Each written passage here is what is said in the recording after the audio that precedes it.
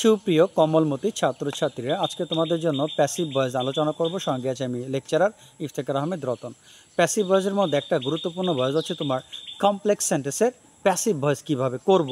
যেমন ধরো, I know that he is an honest man, এটি complex sentence.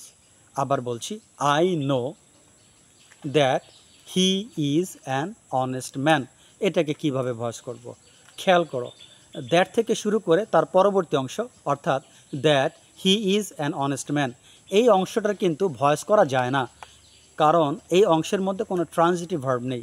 That he is an honest man, খেয়াল করে দেখো তোমরা, এর মধ্যে কোনো ট্রানজিটিভ ভার্ব নেই। তাহলে দ্যাট হি ইজ অনেস্ট এর ভয়েস করা সম্ভব নয়।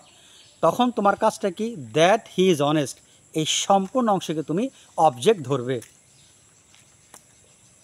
I know that he is honest, তাহলে নো এর পরে কি আছে, দ্যাট হি ইজ অনেস্ট। এই দ্যাট হি ইজ অনেস্ট এই পুরোটাকে তুমি অবজেক্ট ধরো। সো অবজেক্টকে সাবজেক্ট হিসেবে আনয়ন করো, দ্যাট হি ইজ অনেস্ট নিয়ে আসলাম। Is known to me, I know that he is honest, তাহলে that he is honest is known to me. আবার ধরো, we know that the earth is round, that the earth is round এটার কিন্তু voice করা সম্ভব নয়, কারণ এর মধ্যে কোনো ট্রানজিটিভ ভার্ব নেই। তাহলে that the earth is round পুরোটাকে তুমি অবজেক্ট ধরো। তাহলে that the earth is round is known to us, ওইটাকে অবজেক্ট করে আগে নিয়ে আসলাম, তারপর অ্যামিজার দিলাম। নো এর পাস্ট পার্টিসিপল নোন, তোমরা জানো নো এর পরে বাই বসে না টু বসে, এই জন্য টু হলো।